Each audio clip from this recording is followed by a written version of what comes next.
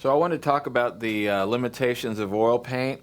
And what I mean by that is, if you can imagine, if you were standing out on a sunny day in the shade of a tree like in this photograph here, you'll notice that this photograph has been exposed such that the grass out in the full sun is the proper color. In other words, it's the very similar to the actual color of the grass. If the photograph's been balanced properly, it may well be exactly the color of the grass.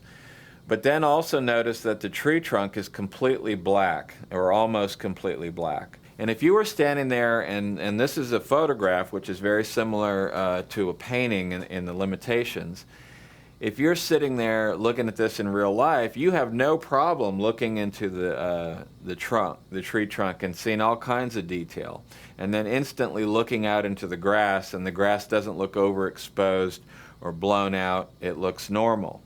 And in photography, if we change that, and if I look at this trunk now in this overexposed shot, now you'll notice that the grass is completely blown out, it's completely white, it's not the color of grass, and so essentially this photograph is overexposed, it's too bright.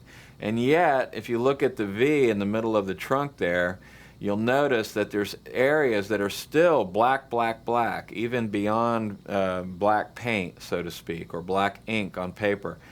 And but if you were standing there looking at that V in person, you could look into that V, and if there was a bug crawling up the inside of the bark, inside the darkest part of that, you could look in there and see it. That's the power of the human eye.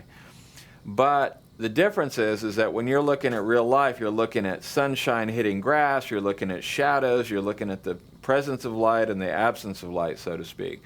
But when you're talking about oil paint, the limitation of oil paint, the darkest you can go is black paint, and the lightest you can go is white paint.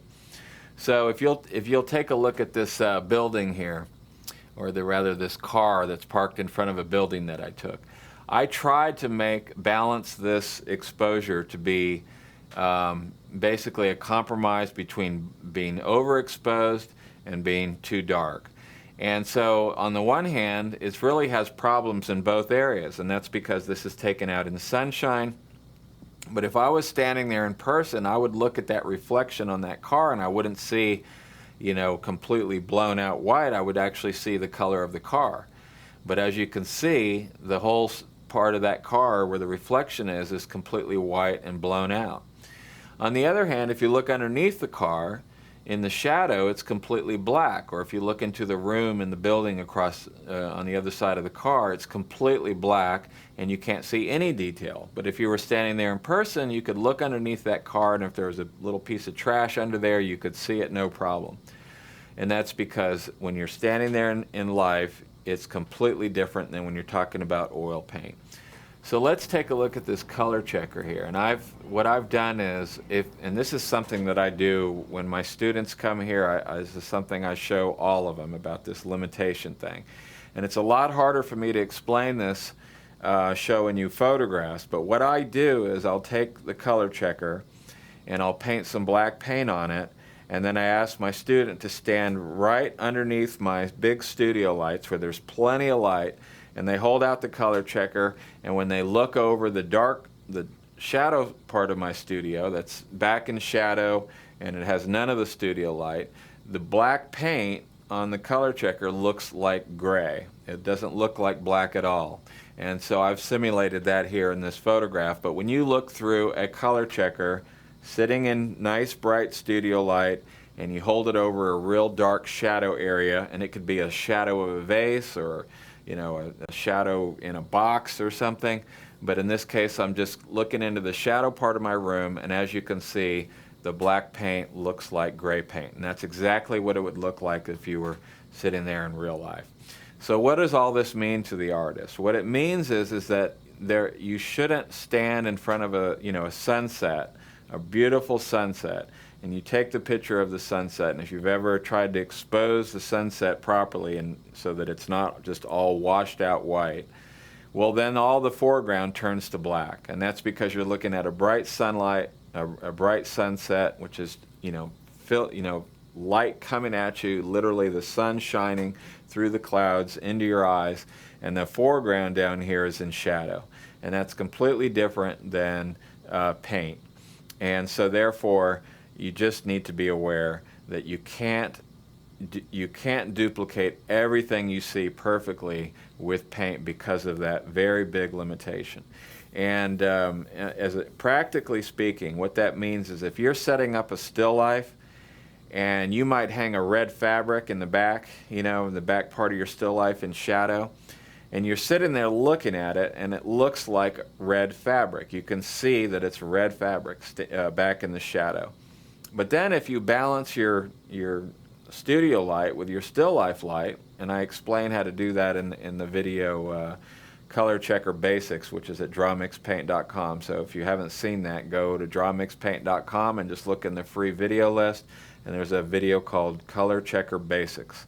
And plus there's a bunch of other links to the supply list and to my private class link and everything else. But point is in that video, Color Checker Basics, which you can go watch later, I explain how to balance your studio light with your subject light. And that works if you're, painting from next to a window, or you're working with a shadow box or whatever it is.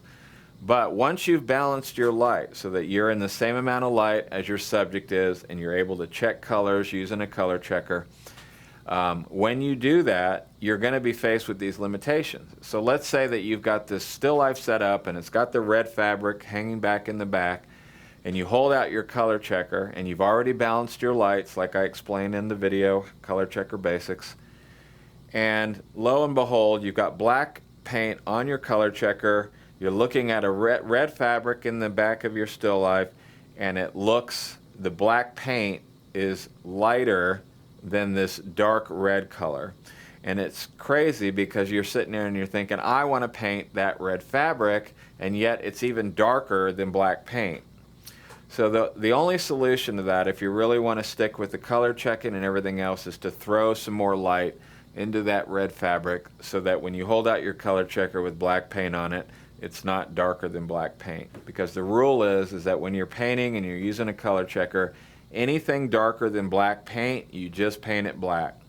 And as simple as that. But it's kind of, a real, people, it's really in my still life classes when I used to have groups of 10, which I don't do anymore. Now I'm just doing the private classes, the one-on-one. But even then, when somebody works on a still life, this is something that always comes up, because they set up a still life, and maybe there's, black, some dark fabric that's got some shadows in it or whatever.